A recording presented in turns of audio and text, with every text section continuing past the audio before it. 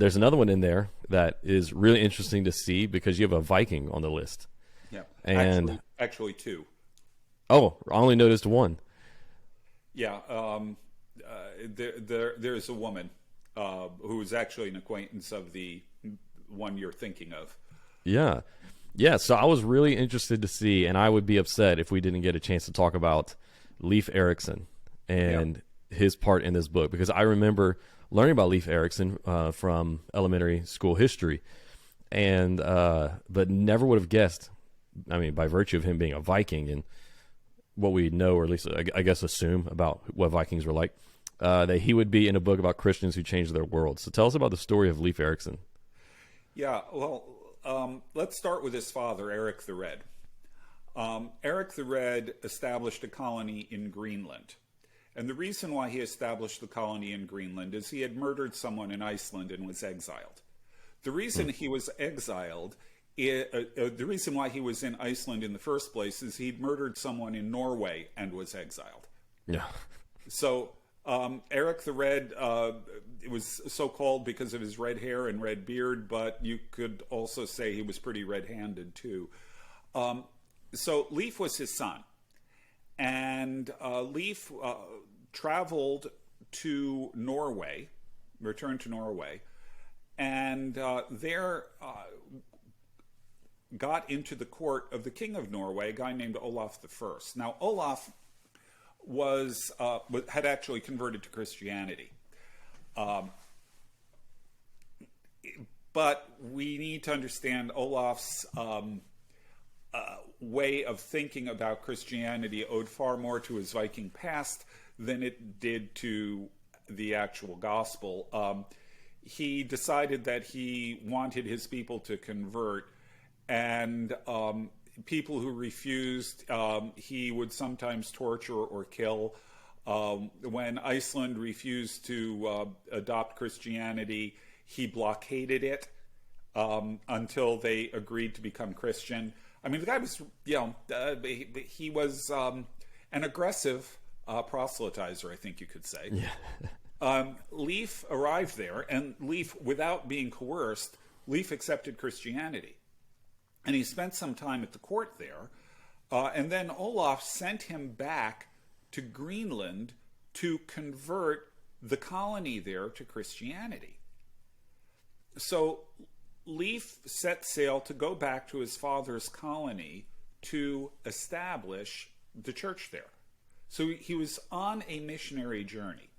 Now, you need to understand, Viking longships had square sails, which meant they had very limited ability to tack into the wind. They could a little bit, but not much. Now, here's the problem. When you're crossing the Atlantic, or when you're in the North Atlantic, the prevailing wind is from the west. So how do you sail east with square sails when the prevailing wind is from the west? The answer is storms. Storms tend to go cyclonic. That is to say, they in the northern hemisphere, the winds rotate counterclockwise. Hurricanes, things like that.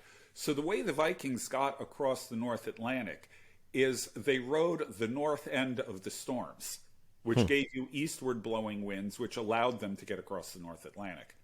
Now, as you can imagine, this isn't a terribly precise way of navigating, and it's not entirely clear exactly what happened, but one way or another, Leif went past Greenland, either because of just simply being blown a bit or off course, or equally possible, he may have run into some people who had been shipwrecked, who told him about the land further to the west of Greenland. One way or another, he got to Greenland. He got to what he called Vinland, because there were a lot of grapevines there. It literally means wine land. And established a colony there. The colony lasted for a certain period of time, but eventually it was abandoned because of, opposition from the locals, who the Vikings called Skrælings. Skræling is Norse for barbarians. You got to wonder what makes a Viking call someone a barbarian, but there you have it. And he ended up withdrawing, the colony closed. He ended up withdrawing to Greenland, where he set about doing the work that Olaf sent him to do, converting the island. His mother converted to Christianity readily. Eric didn't want to have anything to do with it, but he was eventually convinced to become a Christian by his wife because she refused to sleep with him until he became a Christian.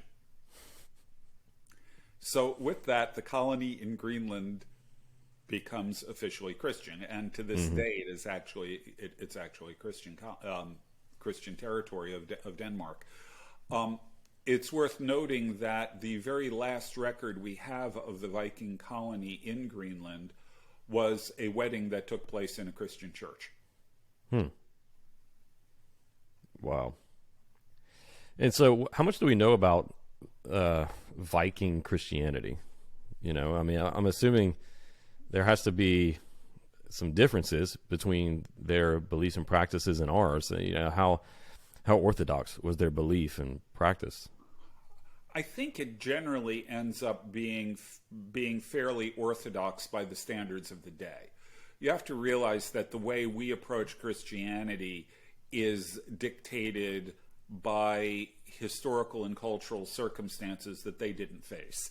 The Reformation shapes the way Protestants approach Christianity in some pretty profound ways. And while they are good, they are not the only way to do Christianity.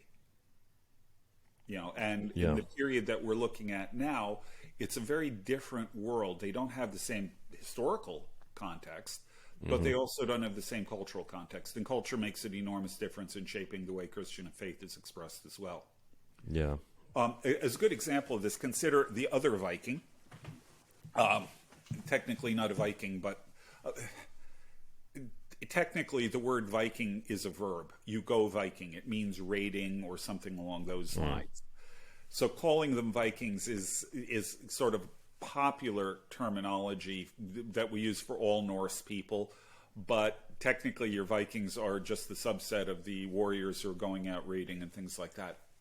But in any event, one of the people that was at the colony that Leif Erikson founded was a woman by the name of Goodrid, Thorbjorn's daughter. Is her technical name. It's a patronymic. Her father's name was Thorbjorn, so she's Thorbjorn's daughter. She's known in Iceland as Goodrid the Far Traveler.